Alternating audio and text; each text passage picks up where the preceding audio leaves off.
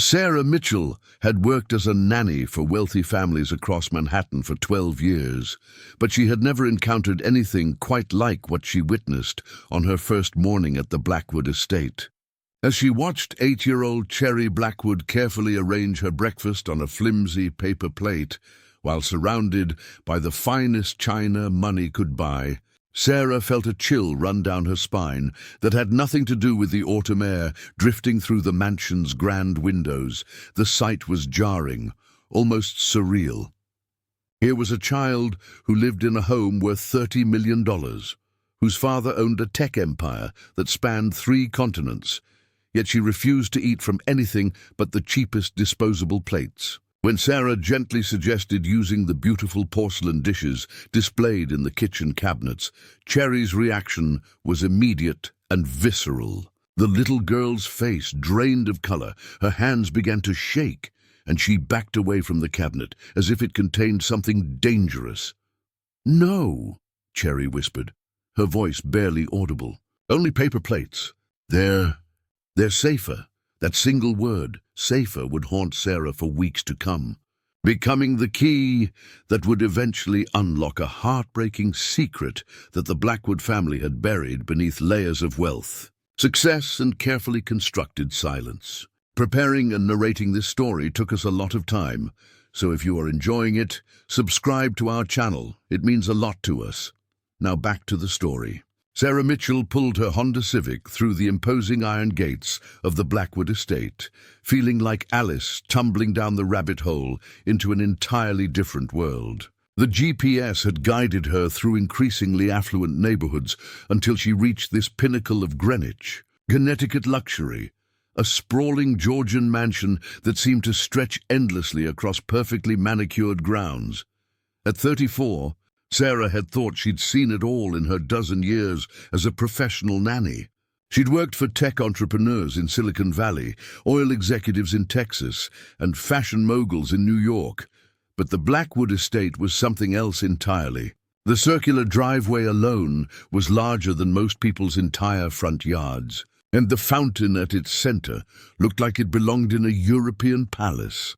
As she gathered her belongings from the back seat, Sarah reviewed what she knew about her new assignment. Marcus Blackwood, CEO and founder of Blackwood Technologies, had specifically requested an experienced nanny for his 8-year-old daughter, Cherry. The salary he'd offered was nearly double what she typically earned, a red flag in Sarah's experience. Desperate families usually meant complicated situations. The front door opened before she could knock, revealing a stern-faced woman in her 50s with silver hair pulled back in a tight bun. "Ms. Mitchell, I presume? I'm Mrs. Henderson, the household manager. Mr. Blackwood is expecting you in his study." Sarah followed Mrs. Henderson through a marble foyer that echoed with their footsteps, past oil paintings that looked like museum pieces and furniture that probably cost more than most people's cars. Everything was pristine, elegant, and somehow cold despite the warm autumn light streaming through tall windows. Marcus Blackwood's study was a testament to success and power. Floor-to-ceiling bookshelves lined the walls, filled with leather-bound volumes and industry awards. Behind an imposing mahogany desk sat a man in his early 40s, his dark hair showing premature streaks of grey at the temples. He looked up from his laptop with tired eyes that seemed to carry a weight far heavier than his years. "Ms. Mitchell, thank you for coming on such short notice." His voice was steady but strained. "Please have a seat." Sarah settled into a leather chair across from his desk, noting the family photos positioned strategically around the room. Most showed Marcus with Cherry at various ages, birthday parties, vacations, school events. But in every photo, Sarah noticed the same thing.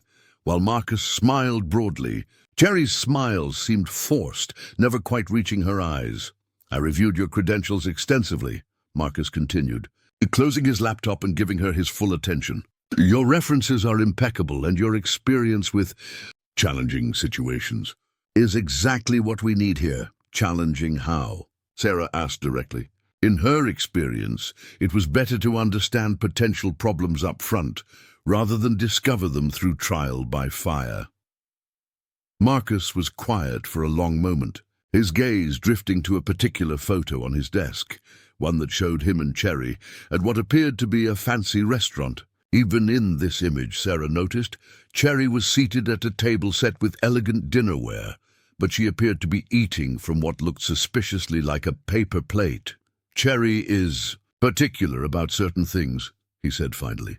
"She has very specific preferences about her daily routines, especially around meals. The previous nannies found these preferences difficult to accommodate." Sarah leaned forward slightly. "What kind of preferences?" "She only eats from paper plates and uses plastic utensils. She won't drink from glass cups, only disposable ones. She becomes extremely upset if anyone tries to convince her otherwise." Marcus paused, running a hand through his hair. "The doctors say it's likely a phase related to some difficult experiences she had before she came to live with me." This was the first Sarah had heard about Cherry not always living with her father. The background check she'd been given had been unusually sparse, mentioning only that Marcus was a widower, raising his daughter alone. But something in his tone suggested there was much more to the story. "How long has she been living with you?" Sarah asked carefully. 3 years now," Marcus replied, but he didn't elaborate. Instead, he stood up and walked to the window overlooking the estate's back gardens. "Cherry is a remarkable child, intelligent, creative, kind-hearted. But she's been through more than any child should have to endure. What she needs now is stability, patience, and someone who won't try to fix her quirks, but will simply accept them while helping her feel safe."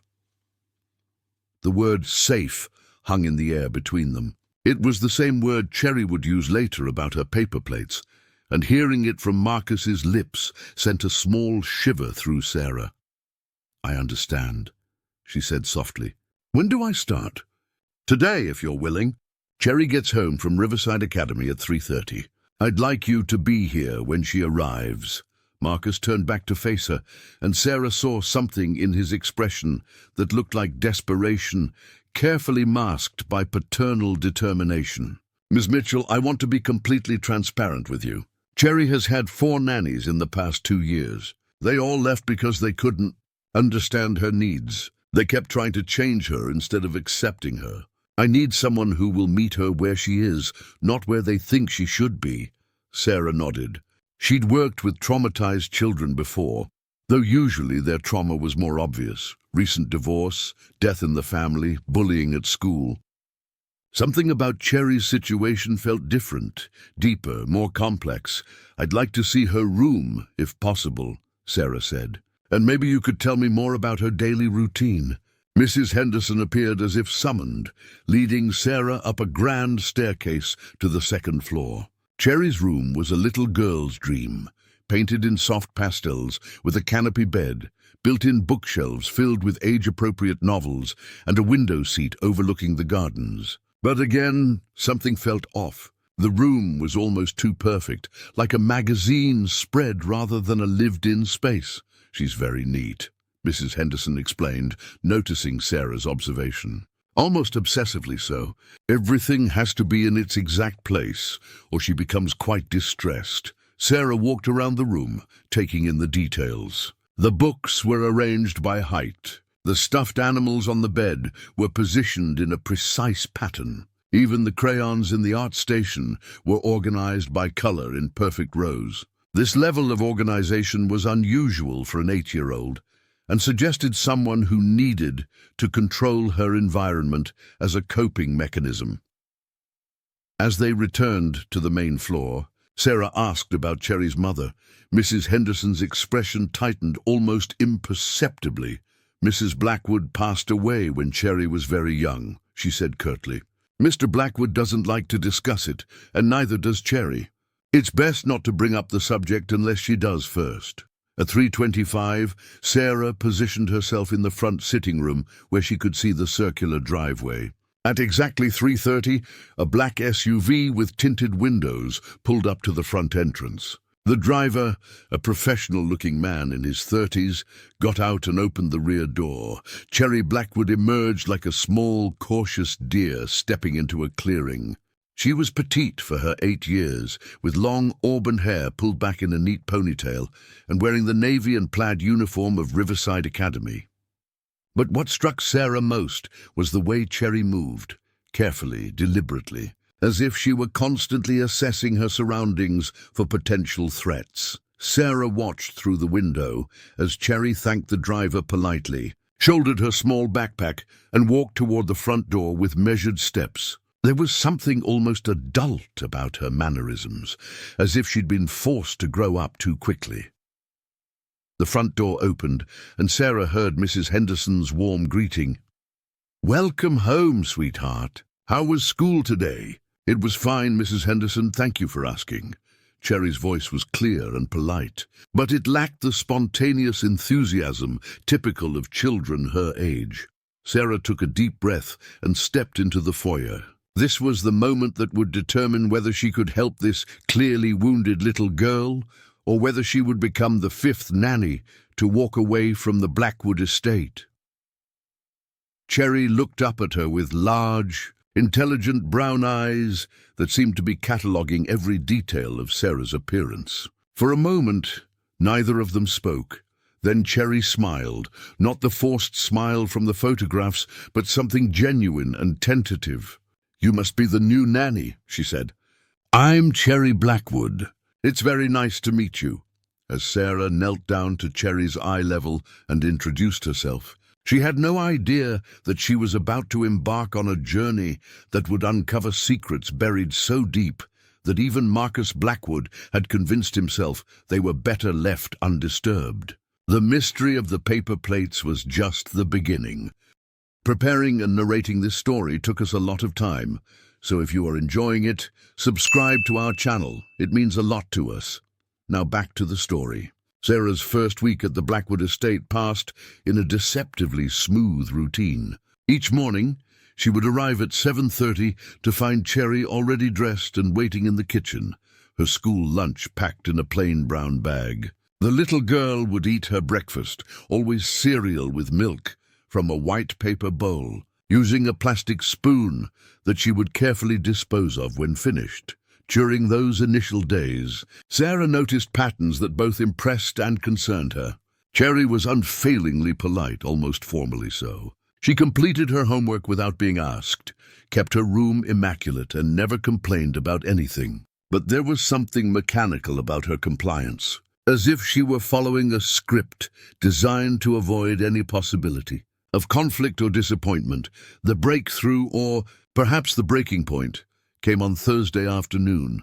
During what should have been a simple snack time, Sarah had prepared Cherry's usual after-school snack: apple slices and crackers arranged on a paper plate with a juice box on the side. But today, Mrs. Henderson was hosting a charity planning meeting in the main dining room, and several elegant ladies from Greenwich society were admiring the mansion's appointments. "Oh, my goodness," exclaimed Mrs. Patricia Whitmore, the wife of a prominent banker, as she passed through the kitchen. "Is that little Cherry? My, how you've grown, sweetheart." Cherry looked up from her snack with the practiced smile Sarah had come to recognize, polite but guarded. "Hello, Mrs. Whitmore. It's nice to see you again." Mrs. Whitmore's attention was immediately drawn to Cherry's paper plate.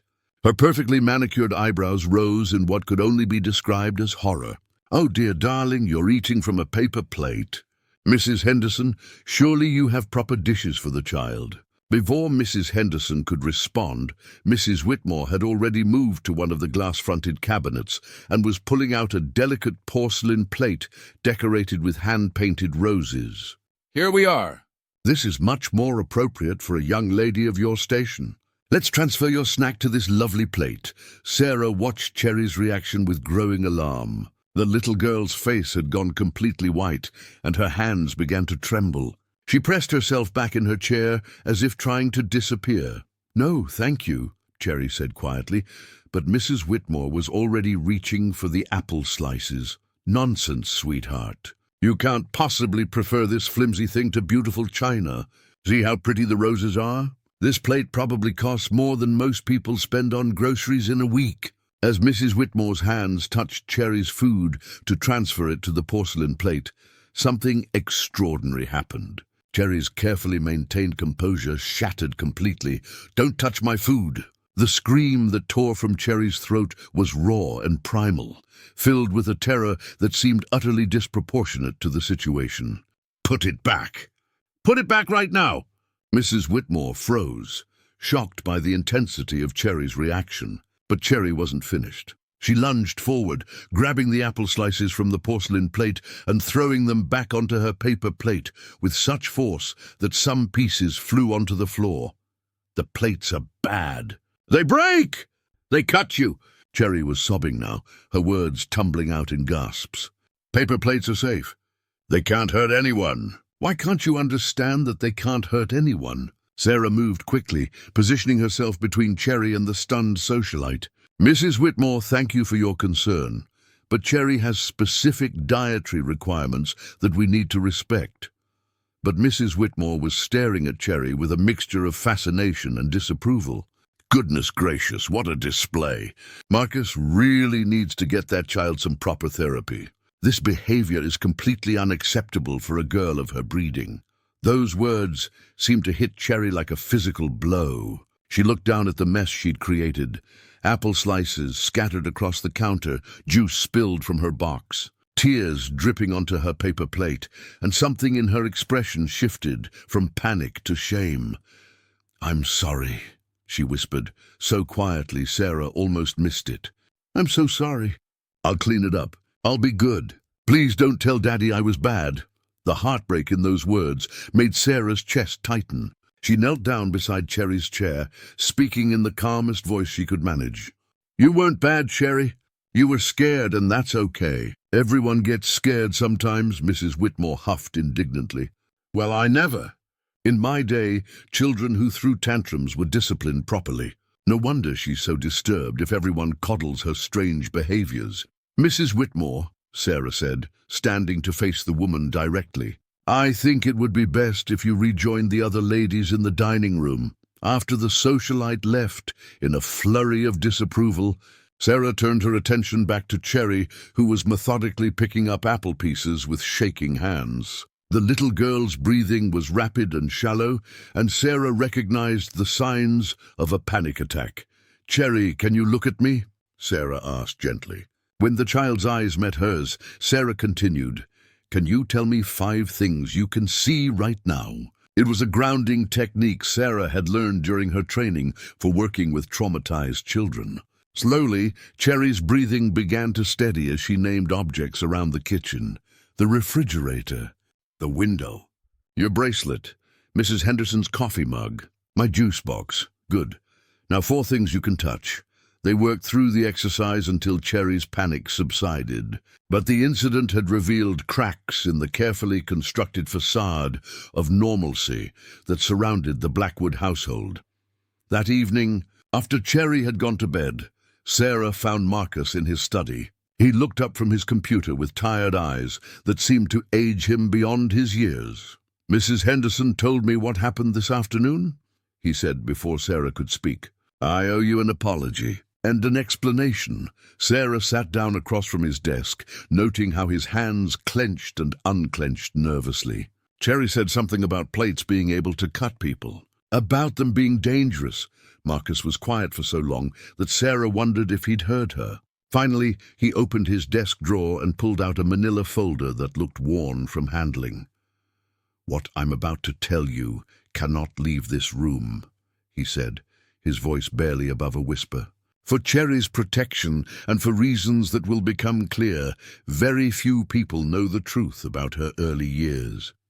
He opened the folder and turned it so Sarah could see its contents. The first document was a legal adoption certificate dated 3 years earlier. But it was the photograph underneath that made Sarah's breath catch in her throat. It showed a small, painfully thin child with hollow eyes and visible bruises on her arms. She was maybe 5 years old, wearing clothes that were too big and looked like they hadn't been washed in weeks. But it was unmistakably Cherry.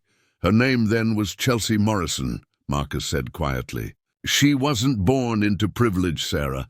For the first 5 years of her life, she lived in conditions that no child should ever have to endure. Sarah studied the photograph, trying to reconcile the confident, polite little girl she knew with this image of neglect and suffering. What happened to her? Marcus pulled out another document, a police report that was heavily redacted but still detailed enough to paint a horrifying picture. Her biological parents were addicts. They lived in a trailer park outside of Hartford, where the utilities were frequently shut off, where there was rarely food in the house, and where anger was often expressed through violence. The police report mentioned numerous calls to the address, domestic disturbances, wellness checks, complaints from neighbors about screaming. Each time, social services had investigated and found just enough improvement to leave Chelsea in her parents' care. The paper plates, Marcus continued, his voice growing more strained. They were literally the only dishes in the house most of the time. When her parents did manage to acquire regular dishes, they often ended up broken during fights. Chelsea learned to associate real plates with violence, with the sound of things crashing, with the danger of sharp fragments that could cut bare feet or small hands. Sarah felt sick as the pieces began to fall into place. She feels safe with paper plates because they can't break. Exactly. And because in that house, when the paper plates ran out, it usually meant there would be no food at all. So she hoards them now, keeps a stack in her room, even though she knows Mrs. Henderson always has more available. Marcus pulled out the final document in the folder, a court order terminating parental rights. The end came when Chelsea was 5. Her mother overdosed, and her father, in his grief and rage, destroyed everything in their trailer. Everything except Chelsea's hiding spot under a pile of broken furniture. The image that formed in Sarah's mind was almost too painful to bear. A 5-year-old child hiding among debris, probably clutching whatever paper plates she could find, waiting for someone to rescue her from a world where the most basic symbols of care and nourishment had become associated with danger and pain. "How did you come to adopt her?" Sarah asked. Though she wasn't sure she wanted to hear more, Marcus smiled for the first time since their conversation began.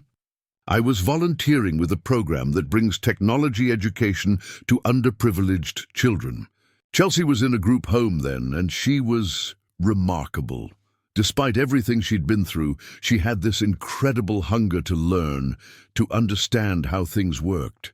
She taught herself to read using whatever books she could find." He paused, lost in the memory. But she was also terrified of almost everything. She wouldn't speak above a whisper. She flinched when anyone moved too quickly.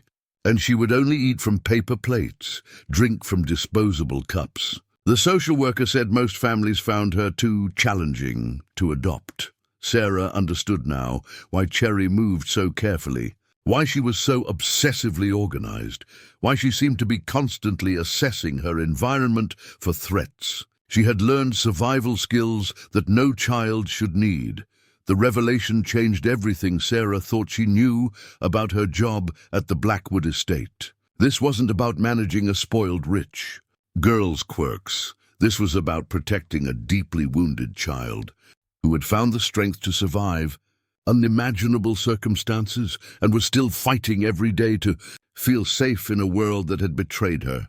Trust so completely. As Sarah drove home that night, she realized that Mrs. Whitmore's well-intentioned but ignorant intervention had done more than simply upset Cherry's routine. It had torn away the careful layers of healing that Marcus and his staff had been building for 3 years, exposing wounds that were still far from healed. Tomorrow, Sarah knew, her real work would begin.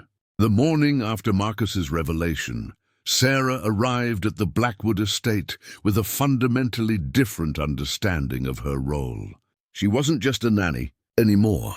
She was a guardian of a carefully constructed, safe space that a traumatized child desperately needed to continue. Healing, Cherry was already in the kitchen when Sarah arrived, but something had shifted overnight. The little girl sat hunched over her cereal bowl, her movements more tentative than usual. When she looked up at Sarah, her eyes held a wariness that hadn't been there before, as if she expected disappointment or judgment. "Good morning." "Cherry," Sarah said, keeping her voice deliberately warm and normal. How did you sleep? Fine, thank you, Cherry replied, but her voice was smaller than usual, and she immediately looked back down at her breakfast. Sarah recognized the signs. Cherry was retreating, probably expecting that yesterday's breakdown would result in the same outcome as with her previous nannies. Another adult deciding she was too difficult, too damaged, too much work. Instead of addressing the incident directly, Sarah poured herself a cup of coffee and sat down at the kitchen island where she could see Cherry without seeming to stare. I was thinking, she said casually, maybe this weekend we could work on that puzzle you mentioned. The one with the lighthouse. Cherry's spoon paused halfway to her mouth. She looked up with surprise. You still want to do the puzzle? The question broke Sarah's heart. This little girl had learned to expect abandonment the moment she showed any sign of being less than perfect. Of course I do, Sarah said firmly. Why wouldn't I? Cherry considered this for a long moment. Because yesterday I wasn't good. I made a mess. I yelled. Her voice dropped to a whisper. I was bad. Sarah set down her coffee cup and turned to face Cherry fully. Cherry, can I tell you something important? You weren't bad yesterday. You were scared, and when people are scared, sometimes they react strongly. That doesn't make them bad. It makes them human. But the other nannies left when I got scared, Cherry said, her eyes filling with tears she was clearly trying to hold back. Miss Jennifer said I was too much trouble. Miss Amanda said I needed to learn to control myself better. Miss Rebecca just stopped coming one day without saying goodbye. Each name was like a small knife to Sarah's chest. She could picture these women, probably well-meaning but unprepared for the complexity of Cherry's needs, making the decision that this job was beyond their capabilities. What they hadn't understood was that every departure reinforced Cherry's belief that she was unlovable when she wasn't perfect. Well, I'm not Miss Jennifer, Miss Amanda, or Miss Rebecca, Sarah said gently. I'm Sarah, and I'm here because I want to help you feel safe and happy. That means being here for the scary times too, not just the easy ones. Cherry studied Sarah's face intently, as if trying to determine whether these words could be trusted. Finally, she asked in a small voice, even if I have more bad days? Especially if you have more bad days, Sarah replied without hesitation. That's when you need someone the most. Something in Cherry's expression shifted, not quite relief, but perhaps the first tentative hope that this time might be different. Later that morning, after Cherry had left for school, Sarah found herself in the mansion's library with Mrs. Henderson. The older woman was organizing some financial documents, but Sarah could tell she wanted to talk. She asked me this morning if you were going to quit, Mrs. Henderson said without preamble. Poor little thing was convinced yesterday's incident would drive you away like the others. Sarah felt a surge of protective anger, not at Cherry, but at the situation that had taught this child to expect rejection. What exactly happened with the other nannies? Marcus mentioned they left because they couldn't understand her needs, but I'd like to know specifics. Mrs. Henderson sighed deeply. Miss Jennifer lasted 6 months. She was a lovely girl, very experienced with typical children, but she became increasingly frustrated with Cherry's routines. She kept trying to normalize things, insisting Cherry eat from regular plates, throwing away her extra paper plate stash, forcing her to participate in activities that clearly made her anxious. When Cherry would have panic attacks, Miss Jennifer would call them tantrums and suggest discipline. The picture was becoming clearer. And Miss Amanda? She lasted only 3 months. She was more understanding initially, but she became fixated on fixing Cherry's problems. She read books about childhood trauma and decided she knew better than Cherry's therapist. She would push too hard, too fast, trying to make Cherry confront things she wasn't ready for. The final straw was when she hid all the paper plates and told Cherry she had to get over her fear of regular dishes. Sarah could imagine how terrifying that must have been for Cherry, having her one reliable source of safety suddenly removed by someone she was supposed to trust. Missy Rebecca was perhaps the most tragic case. Mrs. Henderson continued, She genuinely cared about Cherry and was very patient with her routines. But she couldn't handle seeing Cherry in pain. Every time Cherry would have a difficult moment, a nightmare, a panic attack, a memory that surfaced unexpectedly, Miss Rebecca would become so upset herself that she'd end up crying. Cherry started trying to hide her struggles to protect Miss Rebecca's feelings, which only made things worse. The pattern was clear. Each nanny had failed, not because they were uncaring, but because they hadn't understood what Cherry actually needed. Some had tried to change her, others had tried to fix her, and one had tried to protect her from her own healing process. What does she need? Sarah asked, though she was beginning to understand. Acceptance, Mrs. Henderson said simply. She needs someone who can see her as she is right now, not as a project to be completed or a problem to be solved. She needs consistency, patience, and the security of knowing that her safety mechanisms will be respected even when they seem illogical to the rest of us. That afternoon, Sarah made a decision that would define her approach to caring for Cherry. When the little girl returned from school, instead of their usual routine, Sarah suggested they take a walk around the estate grounds. "I want to understand something better," Sarah said, as they strolled along a path that wound through the gardens.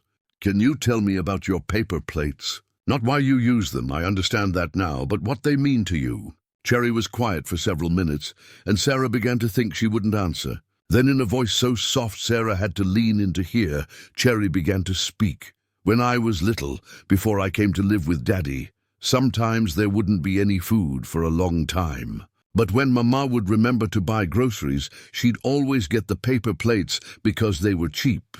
So when I saw paper plates, it meant there might be food." She paused, bending down to pick up a fallen leaf. "And when things got scary and loud, I would take some paper plates and hide with them, under the bed or in the closet or behind the couch. I would stack them up next to me, and it felt like having a friend who wouldn't leave or get broken." Sarah felt tears prick her eyes, but kept walking steadily beside Cherry. "The broken dishes were always after the worst fights," Cherry continued. "There would be yelling and crashing, and then in the morning there would be pieces everywhere. Sharp pieces that could cut your feet if you weren't careful. But paper plates never broke. They never hurt anyone. They were gentle."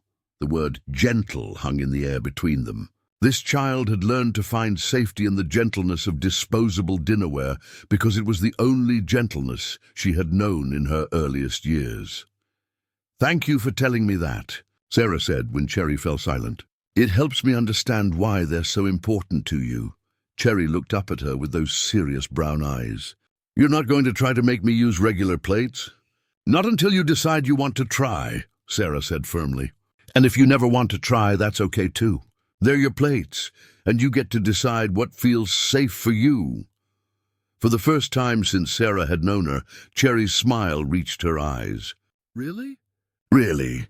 That evening, Sarah stayed late to have dinner with Cherry and Marcus. As they sat around the kitchen island, Marcus and Sarah eating from the fine china, Cherry content with her paper plate, Sarah realized she was witnessing something remarkable. Not a broken child who needed to be fixed, but a survivor who had found ways to create safety in an unsafe world.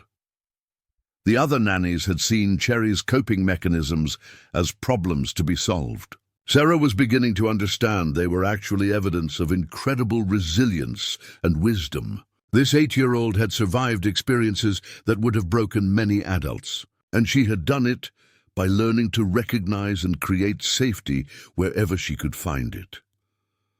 Marcus noticed Sarah's thoughtful expression. "Penny for your thoughts?" Sarah watched Cherry carefully arranging her food on her paper plate, creating neat sections that didn't touch each other, another control mechanism that helped her feel secure. "I was just thinking," Sarah said, "that Cherry might be one of the wisest people I've ever met." Cherry looked up in surprise. "Me, wise?" "Absolutely," Sarah said. "You figured out how to keep yourself safe when no one else could.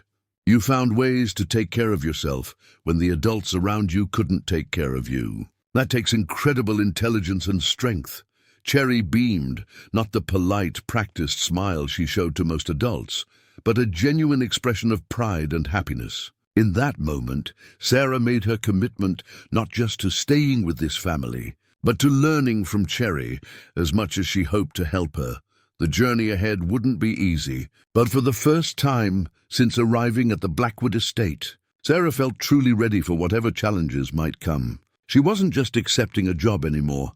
She was choosing to become part of Cherry's healing, and perhaps, in the process, discovering something profound about the nature of safety, resilience, and love. 3 weeks into Sarah's new approach with Cherry, the first real test came from an unexpected source: Cherry's school. Sarah was in the middle of helping Cherry with her math homework when Marcus's phone rang. His expression grew increasingly grim as he listened to the caller. "That was Dr. Elizabeth Hartwell, the principal at Riverside Academy," Marcus said after hanging up. "She wants to meet with us tomorrow morning. There's been an incident." Cherry's face went pale, and she immediately began organizing her pencils in perfect parallel lines, a stress response Sarah had learned to recognize. "What kind of incident?" Sarah asked gently. Marcus looked at Cherry, who was now arranging her homework papers with mechanical precision. Apparently, during lunch today, Cherry had what Dr. Hartwell called a disruptive episode in the cafeteria. The next morning, Sarah accompanied Marcus and Cherry to Riverside Academy, an elite private school housed in a beautiful historic building that looked more like a small college campus than an elementary school. Dr. Hartwell's office was lined with impressive diplomas and awards, and the woman herself projected an air of stern academic authority.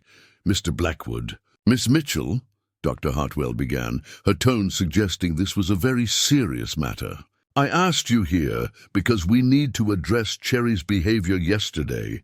According to Mrs. Patterson, our lunch supervisor, Cherry became extremely agitated when a classmate accidentally knocked her lunch tray, causing her sandwich to fall onto a regular ceramic plate." Sarah felt her stomach tighten. She could already picture what had happened. Cherry began screaming that the food was contaminated and refused to eat anything that had touched the ceramic plate. Dr. Hartwell continued. When Mrs. Patterson tried to calm her down by suggesting she could get a new sandwich and eat it from the plate like all the other children, Cherry became inconsolable.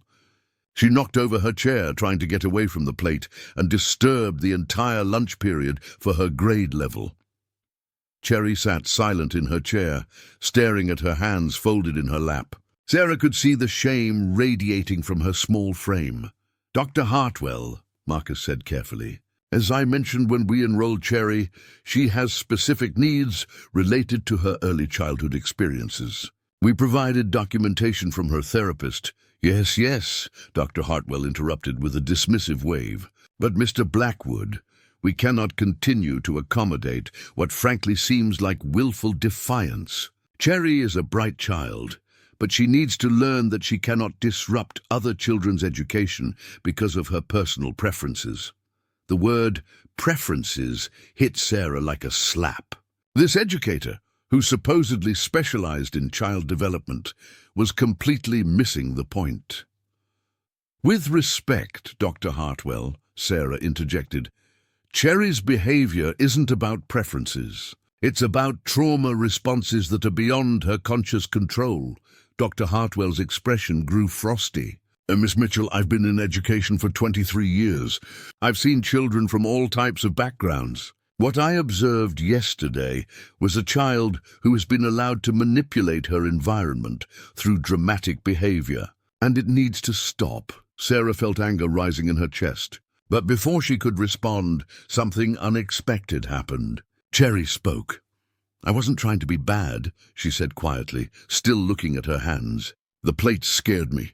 When my sandwich touched it, I could hear the sound it would make if it broke. I could see the sharp pieces. I know it sounds silly, but I couldn't make the scared feeling go away." Dr. Hartwell's expression softened slightly, but she maintained her position. "Cherry, dear, you're 8 years old now. You're old enough to understand the difference between imagination and reality. Plates in our cafeteria are perfectly safe, but my imagination feels real," Cherry said, looking up with tears in her eyes. The scared feeling in my stomach feels real. The pictures in my head feel real. I don't know how to make them not real." Sarah's heart broke at the profound honesty in Cherry's words. This child was articulating something that many adults couldn't. Understand that trauma responses aren't logical and can't be reasoned away. The meeting ended with Dr. Hartwell agreeing to allow Cherry to continue bringing lunch from home in disposable containers. But she made it clear this was a temporary accommodation. "We expect to see progress," she said firmly. "If Cherry cannot learn to manage her reactions appropriately, we'll need to consider whether Riverside Academy is the right environment for her." The threat was clear: conform or leave. On the drive home, Cherry was unusually quiet. Finally, she asked, "Am I going to get kicked out of school?" "No," Marcus said firmly. "We'll figure this out." But Sarah could hear the uncertainty in his voice. If Riverside Academy, which marketed itself as specializing in individualized education, couldn't accommodate Cherry's needs, where else could she go? That afternoon, Sarah decided it was time to meet with Dr. Angela Foster, Cherry's therapist. Dr. Foster's office was a warm, welcoming space filled with art supplies, books, and comfortable seating options that seemed designed to help children feel at ease. "I'm glad you reached out," Dr. Foster said, as they settled into chairs across from each other. "Cherry has mentioned you several times in our sessions. She's quite fond of you." "The feeling is mutual," Sarah replied. "But I'm struggling with how to help her navigate situations like what happened at school yesterday." Dr. Foster nodded knowingly. "The school incident? Yes, Cherry and I discussed it this morning. What you need to understand is that for Cherry, these aren't behavioral choices. They're neurological responses. When she encounters something that triggers her trauma memories, her brain literally goes into survival mode." She pulled out a simple diagram showing the human brain. When Cherry sees a ceramic plate, especially in a stressful environment like the school cafeteria, it activates her amygdala, the brain's alarm system. Her body floods with the same chemicals it would release if she were in actual danger. At that point, rational thinking becomes nearly impossible. Sarah studied the diagram. "So when adults tell her to just calm down or use logic, it's like telling someone having a heart attack to just decide to have a healthy heart," Dr. Foster finished. "The physiological response has already begun, and it needs to run its course." This information was both enlightening and frustrating. "Then how do we help her?" "We work on expanding her window of tolerance gradually," Dr. Foster explained. "Right now, Cherry's comfort zone is very narrow. But with patience and the right support, we can slowly help her brain learn that some previously scary situations are actually safe." She handed Sarah a folder. "These are some techniques that might help. But the most important thing is that Cherry feels supported and believed. The moment she senses that adults think she's making it up or being dramatic, her shame increases, which actually makes the trauma responses stronger." The conversation gave Sarah tools, but it also highlighted the magnitude of the challenge they faced. Cherry wasn't just dealing with temporary anxiety that would fade with time. She was navigating a fundamentally altered nervous system that had been shaped by years of genuine danger. The next obstacle came from within the Blackwood household itself. Mrs. Henderson approached Sarah one morning with obvious concern. "I'm worried about Mr. Marcus," she said quietly.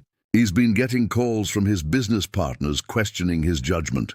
Word has gotten out about Cherry's difficulties, and some people are suggesting it reflects poorly on his decision-making abilities." Sarah felt a chill. "What kind of suggestions?" "The kind that could affect his business relationships," Mrs. Henderson said grimly. "There was an incident at the country club last weekend. Cherry had a panic attack when a waiter tried to replace her disposable cup with a glass one. Some of Marcus's colleagues witnessed it. And now there's talk that he's too distracted by personal issues to be an effective CEO." The cruel irony wasn't lost on Sarah. Marcus had rescued Cherry from an impossible situation and given her a loving home, but now his devotion to her needs was being used against him professionally. That evening, Sarah found Marcus in his study, looking more exhausted than she'd ever seen him. "I heard about the business concerns," she said carefully. Marcus rubbed his temples. "I've built this company from nothing, Sarah, but if the board starts questioning my fitness to lead because of Cherry's needs—" He trailed off, unable to finish the thought. "You can't be considering giving up on her," Sarah said. Unable to hide her alarm. "Never," Marcus said fiercely. "But I also can't ignore the reality that Cherry needs more help than I know how to give her. Maybe she'd be better off in a residential treatment program, somewhere with people who specialize in severe trauma cases." Sarah felt everything clicking into place, the pattern that had driven away Cherry's previous nannies, the pressure from the school, the judgment from society. Everyone wanted Cherry to be normal so badly that they were willing to sacrifice her sense of safety and belonging to achieve it. "Marcus," Sarah said carefully, "what if the problem isn't that Cherry needs more help? What if the problem is that the world needs to learn how to accommodate children like her?" He looked at her with tired eyes. "That's idealistic, Sarah. The real world doesn't work that way." "Then maybe it's time to change how the real world works," Sarah replied, as she drove home that night. Sarah realized they had reached a crossroads. Every system in Cherry's life, school, social circles, even business relationships, was pressuring her to conform to expectations she couldn't meet. The easy solution would be to send Cherry away to an institution where her needs could be managed out of sight. But Sarah was beginning to understand that Cherry's healing wasn't just about helping one little girl overcome her trauma. It was about creating a world where wounded children could be met with understanding instead of judgment, where different didn't automatically mean wrong, and where safety could be defined by the person who needed it most, rather than the convenience of those around them. The obstacles were mounting from every direction. But Sarah found herself more determined than ever to find a different path forward. Cherry deserved better than a world that saw her coping mechanisms as problems to be eliminated rather than wisdom to be honored. Tomorrow would bring new challenges, but tonight Sarah began planning her strategy for fighting back. The crisis that would change everything began with what should have been a moment of triumph. Cherry had been working with Dr. Foster for weeks on what they called plate exposure therapy, gradually becoming comfortable with ceramic dishes at a distance, then touching them, then placing food near them. It was painstakingly slow progress, but it was genuine progress. On a sunny Tuesday morning, Cherry surprised everyone by volunteering to help Mrs. Henderson set the table for a small dinner party Marcus was hosting for potential investors. Sarah watched nervously as Cherry carefully carried cloth napkins to the dining room, staying well clear of the china cabinet but participating nonetheless. "Look, Sarah," Cherry said with pride, "I'm helping with the fancy dinner. And I'm not scared." It was a breakthrough moment that filled Sarah with hope. Cherry was learning that she could be around traditional dinnerware without having a panic attack, as long as she maintained control over her own food and eating. Utensils. The dinner party that evening included 4 potential investors and their spouses, sophisticated people who could provide the capital Marcus needed for his company's international expansion. Sarah had helped Cherry prepare by explaining that she would eat her meal in the kitchen with Sarah, while the adults conducted business in the dining room. Everything was going perfectly until Mrs. Victoria Ashworth, wife of the lead investor, decided to use the restroom between the main course and dessert. She got lost in the mansion's layout and accidentally walked into the kitchen just as Cherry was enjoying her meal from a cheerful paper plate decorated with cartoon puppies. "Oh my goodness," Mrs. Ashworth exclaimed, her voice carrying the particular tone of someone discovering something scandalous. "Is this the famous Cherry I've heard so much about? Darling, why on earth are you eating from a paper plate while the grown-ups have such beautiful china?" Sarah immediately moved closer to Cherry, recognizing the signs of rising anxiety in the child's posture. "Cherry likes to use her special plates," Sarah said diplomatically, but Mrs. Ashworth was already in motion, her judgment clearly made. Nonsense. A child living in a home like this should learn proper etiquette. Come along, sweetheart, let's get you a proper plate and you can join the adults for dessert. It will be good practice for you.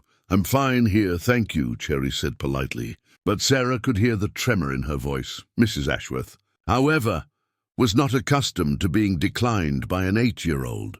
She moved to the china cabinet and pulled out one of the most expensive plates in the collection, a delicate piece of Limoges porcelain with gold trim that probably cost more than most people's monthly rent. See how beautiful this is, she said, approaching Cherry with the plate. This is what proper young ladies eat from. Now let's transfer your food like a big girl. No, please, Cherry said, pressing back in her chair. I like my plate. It's safe. The word safe seemed to irritate Mrs. Ashworth further. Safe? It's a plate, dear, not a weapon. You're being ridiculous. What happened next unfolded in slow motion. Mrs. Ashworth reached for Cherry's food to transfer it to the porcelain plate. Cherry, in a panic, tried to pull her paper plate away. Mrs. Ashworth, surprised by the resistance, tightened her grip on the porcelain plate, and then it happened. The one thing that Cherry's traumatized mind had been waiting for, expecting, dreading for 3 years. The expensive Limoges plate slipped from Mrs. Ashworth's hands and shattered on the kitchen's marble floor with a sound like a gunshot. The crash seemed to echo forever in the sudden silence. Cherry's face went completely white, and then she began to scream, not the controlled panic Sarah had witnessed before, but something primal and heartbroken that seemed to come from the deepest part of her soul. I knew it. I knew it would break. They always break, she sobbed, scrambling under the kitchen table and curling into a ball. Sharp pieces everywhere. Someone's going to get hurt. It's all my fault. I should have been good. I should have used the plate. The sound of Cherry's anguish brought everyone running from the dining room. Marcus arrived first, taking in the scene with growing horror, his daughter cowering under the table, expensive porcelain scattered across the floor, and Mrs. Ashworth standing frozen with shock. What happened? Marcus demanded, but his attention was focused on getting to Cherry. I just tried to give her a proper plate, Mrs. Ashworth said defensively. She was being unreasonable, and then she grabbed at it, and she grabbed at it? Sarah's voice was sharp with protective anger. Mrs. Ashworth, Cherry was trying to protect her own food when you insisted on taking it away from her. By now, all the dinner guests had crowded into the kitchen, staring at the scene with a mixture of curiosity and discomfort. Cherry's sobs were getting louder, and she'd begun rocking back and forth under the table. I'm broken like the plate, she wailed. Broken things hurt people. I hurt the pretty plate. I'm bad. I'm bad. Marcus dropped to his knees beside the table, trying to coax Cherry out, but she was beyond reach, lost in a full flashback to her earliest traumas. Sarah knelt on the other side, speaking in the calm, steady voice she'd practiced for exactly this situation. Cherry, you're safe. The broken plate can't hurt you. You didn't do anything wrong, but Cherry was reliving something much older and more terrifying. Daddy's going to be angry like before. He's going to throw things and yell and then leave, like they always do. Everyone always leaves when things break. The words hit Marcus like physical blows. Sarah could see the exact moment he realized that in Cherry's traumatized mind, this broken plate was connected to every abandonment, every violent outburst. Every moment of terror from her early childhood. Mr. Richard Ashworth, the lead investor, cleared his throat uncomfortably. Marcus, perhaps we should continue this conversation another time. Clearly you have family matters to attend to. The dismissal in his tone was obvious. Sarah watched Marcus's face as he processed what was happening, his business deal crumbling, his daughter in crisis, and a room full of people judging them all. Yes, Marcus said quietly, never taking his eyes off Cherry. I think that would be best. As the guests filed out, Sarah heard fragments of their whispered conversations. Clearly out of control, not fit for polite society. Questions about his judgment. That child needs professional help. When the house was finally quiet, except for Cherry's diminishing sobs, Marcus made a decision that surprised everyone, including himself. Instead of trying to coax Cherry out from under the table, he crawled under it with her. "You know what, Cherry?" he said, settling into the cramped space beside his daughter. "I never liked that plate anyway. It was way too fancy, and I was always worried someone would break it accidentally." Cherry looked at him with red, swollen eyes. "Really? Really? And you know what else? You're not broken, and you didn't do anything wrong. Mrs. Ashworth was the one who dropped the plate, not you." Sarah watched from outside the table as father and daughter sat together among the dust bunnies, having the most honest conversation they'd shared since Cherry's adoption. "Are you going to send me away now?" Cherry whispered. "Like back to the group home? Because I ruined your important dinner." Marcus's voice was firm and clear. "Cherry Elizabeth Blackwood, I am never sending you away. Not for broken plates, not for scared feelings, not for anything. You are my daughter, and this is your home forever, even if I never get better with the plates." "Especially then," Marcus said, "because you don't need to get better, Cherry. You just need to be you." Later that night, after Cherry had finally fallen asleep in Marcus's arms on the living room couch, Sarah found Marcus in his study. The room felt different, quieter, more peaceful somehow, despite the evening's disaster. "How much do you think tonight cost us?" Marcus asked without looking up from the contract he was tearing in half. "The Ashworth deal was worth $50 million. Sarah sat down across from his desk. "Are you having second thoughts?" Marcus looked at her with the clearest eyes she'd seen since meeting him. "For the first time in 3 years, I'm not having any thoughts except the right ones. Tonight, watching Cherry under that table, I realized I've been trying to make her fit into a world that doesn't deserve her. Instead, I should be changing the world to be worthy of her." He gestured to the torn contract. "Richard Ashworth can take his $50 million and his wife's judgment and find another company to invest in. I'm done apologizing for my daughter's trauma. I'm done pretending that other people's comfort is more important than Cherry's healing." Sarah felt something shift in the room, a sense that they had passed through the worst of the storm and emerged somewhere entirely different. "What happens now?" she asked. Marcus smiled for the first time all evening. "Now we stop playing defense and start playing offense. If the world isn't ready for children like Cherry, then it's time to build a better world." The turning point had arrived not through gradual progress, but through complete breakdown and rebuilding. Sometimes, Sarah realized, you have to watch everything fall apart before you can see how to put it back together in a completely new way.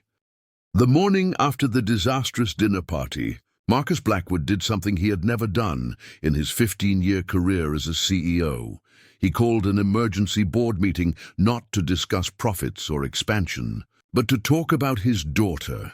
Sarah arrived at the Blackwood Technologies headquarters building in downtown Hartford to find Marcus pacing in his corner office, surrounded by printed emails, financial reports, and what appeared to be architectural blueprints. Cherry was at school, unaware that her father was about to risk everything he had built for her sake. "The board thinks I've lost my mind," Marcus said without preamble when Sarah entered. 3 members have already called demanding an explanation for why I terminated negotiations with Ashworth Industries. Richard Ashworth apparently told everyone in his network that I'm emotionally compromised and unfit for serious business partnerships.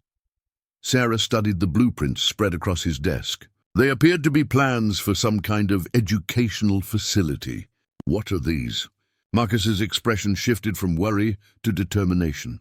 "These are plans for something that doesn't exist yet but should. A school specifically designed for children who've experienced trauma. A place where Cherry and kids like her can learn and grow without having to pretend their experiences don't matter." The scope of what he was proposing began to dawn on Sarah. "You're talking about starting a school?" "I'm talking about revolutionizing how we think about education for vulnerable children," Marcus replied, spreading out additional documents. "I've been researching this all night. Do you know how many children in this country have experienced significant trauma? How many are struggling in traditional schools because their needs aren't understood or accommodated? Sarah picked up one of the research papers Marcus had printed. The statistics were staggering. Millions of children carrying invisible wounds, trying to learn in environments that often re-traumatize them daily. I've already reached out to Dr. Foster, Marcus continued. She's connected me with other trauma specialists, educators who understand that healing and learning go hand in hand. We could create something unprecedented, a place where no child has to choose between feeling safe and getting an education. The vision was ambitious, even radical, but Sarah could see the passion burning in Marcus's eyes, the sense of purpose that came from finally finding a way to channel his love for Cherry into something that could help others too. What did the board say when you presented this idea? Marcus's expression darkened. They said it was a vanity project, born from my inability to handle my personal problems objectively. Thomas Richardson, the board chairman, suggested I take a leave of absence to get my priorities straight. Sarah felt a familiar surge of protective anger. And what did you tell him? I told him that if caring about traumatized children is a weakness, then I'm proud to be weak. And if building a better world for vulnerable kids is a vanity project, then I'm the vainest man alive. Marcus straightened a blueprint with decisive movements. I also told him that I'm prepared to step down as CEO if the board can't support this initiative. The stakes were becoming clear. Marcus wasn't just risking a business deal. He was prepared to sacrifice his entire career for the chance to create something that could genuinely help Cherry and children like her. That afternoon, Sarah accompanied Marcus to a meeting with Dr. Janet Morrison, a renowned expert in trauma-informed education who had flown in from Seattle specifically to discuss the school project. Dr. Morrison's credentials were impressive, but what struck Sarah most was her immediate understanding of what they were trying to accomplish. Traditional educational models are fundamentally incompatible with the needs of traumatized children, Dr. Morrison explained as they toured the empty building Marcus had identified as a potential location. We ask these kids to sit still when their nervous systems are hypervigilant, to focus when their brains are scanning for danger, to trust authority figures when authority has previously meant harm. The building was a former private elementary school that had closed due to financial difficulties. Walking through the empty classrooms, Sarah could envision how they might be transformed. Spaces with soft lighting instead of harsh fluorescence, flexible seating options instead of rigid desks, quiet retreat areas for children who needed to regulate their emotions. The key, Dr. Morrison continued, is creating an environment where safety isn't just assumed, it's actively built into every interaction, every policy, every design choice. Children like Cherry need to know that their coping mechanisms will be respected, not pathologized. Marcus showed them the proposed dining area, a space designed with multiple serving options, including a section specifically for children who needed disposable dinnerware. No child should have to choose between eating and feeling safe, he said firmly. Over the following weeks, the project gained momentum in ways that surprised everyone.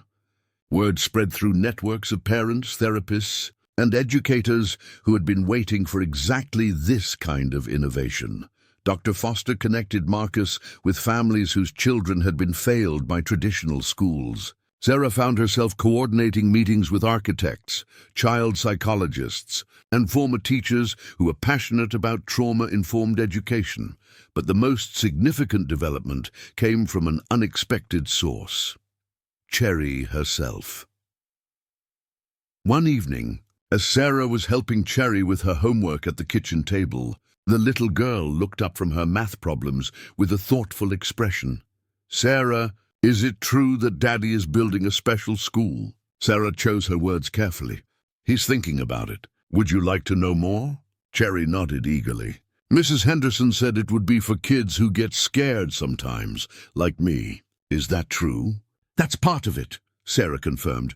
It would be a place where children could learn in ways that feel safe for them.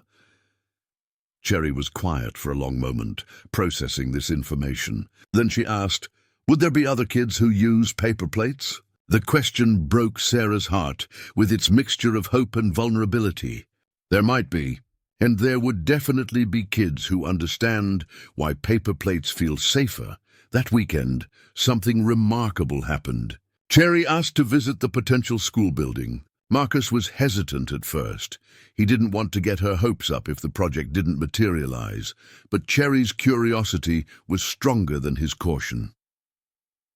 Walking through the empty hallways, Cherry's transformation was visible. Instead of the careful, measured steps she took in most new environments, she moved with genuine curiosity and enthusiasm.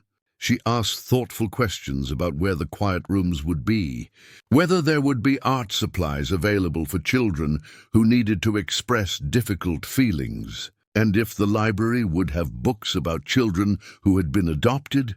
In the proposed dining area, Cherry stood quietly for several minutes, taking in the space. Finally, she turned to Marcus with serious eyes. "Daddy, will the kids here know that some plates are scary because of bad memories, not because the kids are silly?" Marcus knelt down to her level. "Every adult in this school will understand that, Cherry. And they'll make sure every child understands it too." Cherry nodded solemnly. "Good, because it's hard when people think you're being silly about important things." That evening, Marcus made another decision that surprised the business world. Instead of fighting the board's resistance to his school project, he announced his intention to sell his majority stake in Blackwood Technologies to fund the educational initiative independently. This choice became clear, he told Sarah as they reviewed the financial projections for the school. "I could spend my energy trying to convince people who don't understand what we're building, or I could focus that energy on actually building it." The announcement sent shockwaves through the tech industry. Marcus Blackwood, the visionary who had built a multi-million-dollar company from nothing, was walking away from it all to start a school for traumatized children. Some called it career suicide. Others called it the most courageous business decision they'd ever witnessed. But for Sarah, watching Cherry's excitement as she helped design a bedroom for the boarding students who would need a safe place to live while healing, the decision felt like the most logical thing in the world. The push forward had begun not with small steps, but with a complete reimagining of what was possible. Instead of trying to make Cherry fit into an existing world, they were building a new world designed to fit children like her. 3 months after the disastrous dinner party, the Greenwich Trauma Recovery Academy received its preliminary approval from the State Education Department. The first class would be small, just 12 students ranging in age from 6 to 10, each carrying their own invisible wounds and unique needs for safety. Cherry would be among the first students, no longer the exception that needed accommodation, but simply one of many children whose experiences would be honored and whose healing would be supported. The real test, however, still lay ahead. 6 months after the Greenwich Trauma Recovery Academy opened its doors, Sarah stood in the school's sunlit dining hall, watching something she had once thought impossible. Cherry Blackwood confidently serving lunch to a new student who had arrived just that morning. 8-year-old Tyler Chen sat hunched at a corner table, clutching a crumpled fast food wrapper and refusing to let anyone take it away. His social worker had explained that Tyler had been living in his car with his grandmother for 3 months after losing their apartment, and the wrapper was from the last meal they had shared together before she passed away. "That's okay," Cherry said gently, setting down a paper plate with a sandwich and apple slices next to Tyler's protective barrier. "You can keep your special thing. Everyone here has special things that help them feel safe." Sarah watched Tyler's eyes widen as he took in Cherry's matter-of-fact acceptance. In traditional schools, Tyler's behavior would have been seen as problematic, something to be corrected or overcome. Here it was simply understood as a child's way of maintaining connection to love and safety in an uncertain world. "I have special plates," Cherry continued conversationally.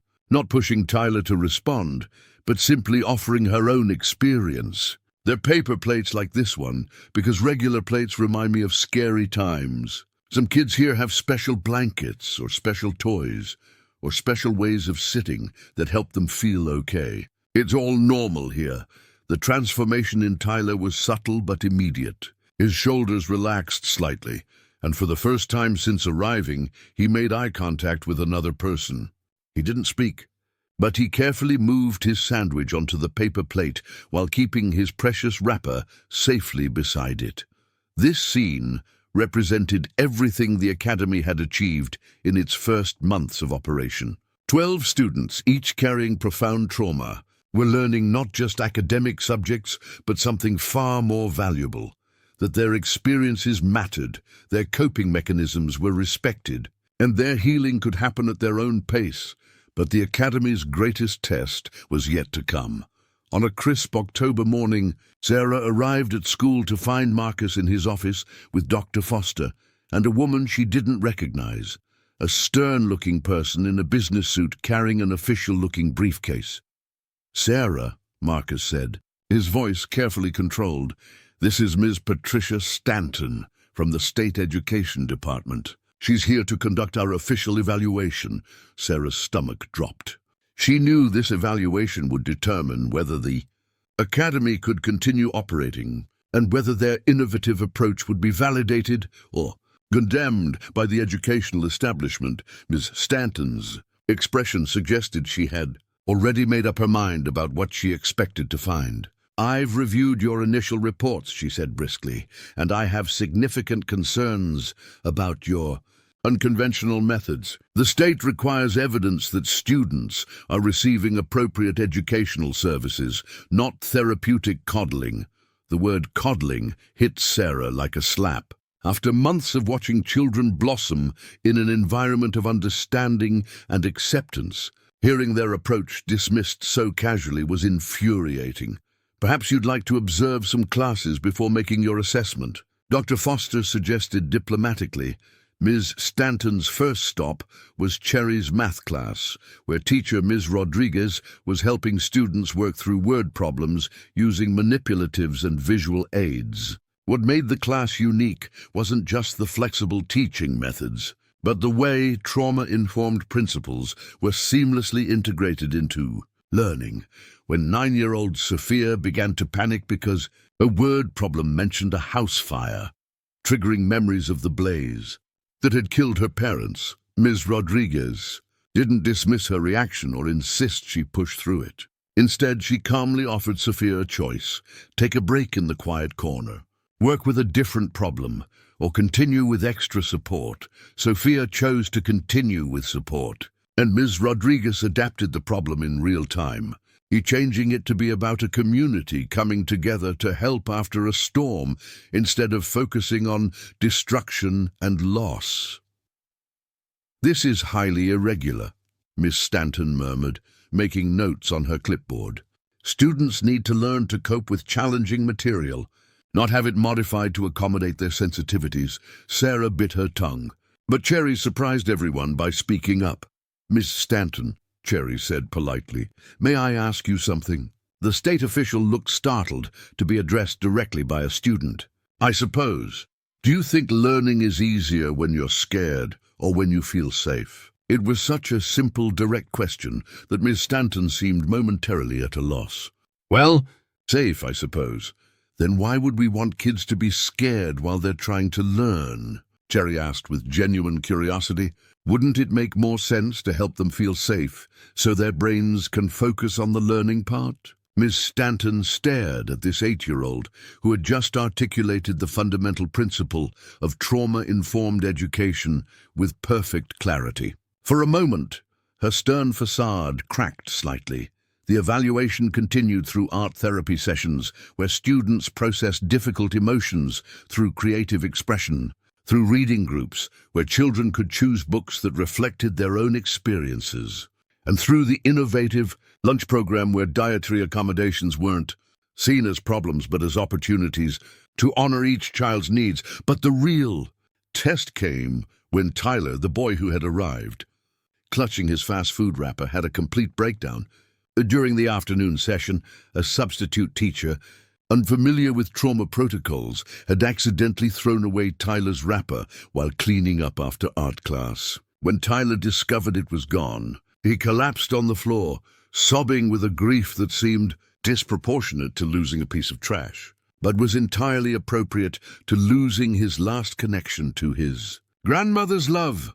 Sarah watched Mrs. Stanton's reaction carefully as the staff responded to Tyler's crisis. Instead of disciplining him for his inappropriate behavior, the teachers surrounded him with calm support. Cherry, without being asked, went to the supply room and brought back a clean paper lunch bag. "Tyler," she said softly, sitting cross-legged beside his prone form, "I know it's not the same, but maybe you could keep something else that reminds you of your grandma in this bag. Something that won't get thrown away by accident." Tyler looked up through his tears at this girl who somehow understood exactly what he was feeling. "Like what?" "Maybe you could write her a letter and keep it safe in here," Cherry suggested. "Or draw a picture of a happy memory you had together. That way, even if the paper gets lost, the memory stays in your heart. And you can always make a new letter or picture." The wisdom of Cherry's suggestion, coming from a child who had learned to transfer her need for safety from vulnerable objects to renewable actions, was not lost on the adults watching. Tyler nodded slowly, wiping his nose with his sleeve. Could you help me write the letter?" he asked quietly. "Of course," Cherry said. "And Tyler, it's okay to be sad when you lose something important. Being sad means you love somebody, and that's the most important thing of all." Sarah saw Ms. Stanton quickly wipe something from her eye before making another note on her clipboard. The final evaluation session took place in Marcus's office, where Ms. Stanton reviewed test scores, attendance records, and behavioral reports. The data told a remarkable story. Despite their complex trauma histories, Academy students were not only keeping pace with grade-level expectations, but often exceeding them. "These results are unexpected," Ms. Stanton admitted reluctantly. "Your students are showing significant academic progress alongside documented improvements in emotional regulation and social skills." "Children learn better when they feel safe," Marcus said simply. "It's not a revolutionary concept. It's basic human psychology. We just decided to build an educational environment around that truth instead of ignoring it." Ms. Stanton set down her clipboard and looked around the office, taking in the children's artwork on the walls, the photos of students engaged in learning, the evidence of a thriving community built on understanding rather than judgment. "Mr. Blackwood," she said finally, "I came here prepared to recommend closure of this facility. Your methods are certainly unconventional, but I cannot argue with results, and more importantly, I cannot ignore what I witnessed today in that hallway." She paused, gathering her thoughts. When that child helped another child through a crisis with such wisdom and compassion, I realized something. Traditional education might teach children facts and skills, but you're teaching them something far more valuable: how to be human beings who can survive difficult things and still choose kindness. 3 weeks later, the Greenwich Trauma Recovery Academy received full state accreditation and approval to expand its program. More importantly, it received something even more valuable: recognition as a model that other schools could adapt and implement. Sarah's final test came on a quiet December evening when Cherry approached her with an unusual request. "Sarah," Cherry said, carrying something behind her back, "I want to try something. But I need you to help me feel brave." "What is it, sweetheart?" Cherry brought her hands forward, revealing a simple ceramic plate. Not expensive china, but a basic white dish from the Academy's kitchen. "I want to try eating my snack from this plate. Not because anyone says I have to, but because I want to see if I can." Sarah's heart swelled with pride and love for this remarkable child who had grown from a terrified little girl, hiding under tables, to someone confident enough to challenge her own fears by choice. "Are you sure?" Sarah asked gently. "There's no pressure to do this." "I know," Cherry said with a smile that was pure sunshine. That's why I want to try. Because now I know that if it feels too scary, I can always go back to my paper plates. And everyone will still love me just the same. Together, they transferred Cherry's afternoon apple slices from a paper plate to the ceramic one. Cherry's hands shook slightly as she picked up the first piece, but her face showed determination rather than fear. "It's okay," she whispered to herself as she took a bite. "It's just a plate. It can't hurt me. And if it breaks, we'll clean it up and find another one." As Sarah watched Cherry successfully complete her snack from the ceramic plate, not because she had to, but because she chose to, she realized they had achieved something extraordinary. They hadn't fixed Cherry by forcing her to conform to the world's expectations. Instead, they had created a world that honored her needs while empowering her to grow at her own pace. 6 months later, when Sarah saw Cherry confidently helping new students understand their own safety needs, when she watched Marcus speak at education conferences about trauma-informed learning, when she received thank-you letters from parents whose children had found hope at the academy, she knew they had accomplished something that went far beyond helping. One little girl learned to feel safe with dinnerware. They had proven that when we stop trying to fix broken children and start building environments worthy of their resilience, magic happens. They had shown that love, patience, and understanding could heal wounds that punishment and pressure only deepened, and they had learned that sometimes the most profound wisdom comes from the smallest voices, voices that have learned to find safety in paper plates and strength in choosing their own pace of healing. Cherry still used paper plates most of the time, and probably always would. But now she used them as a choice rather than a necessity, as a preference rather than a panic response. And in a world that had finally learned to honor her story, that made all the difference. Up next, you've got 2 more standout stories right on your screen. If this one hits the mark, you won't want to pass these up. Just click and check them out. And don't forget to like, subscribe, and turn on the notification bell so you don't miss any upload from us.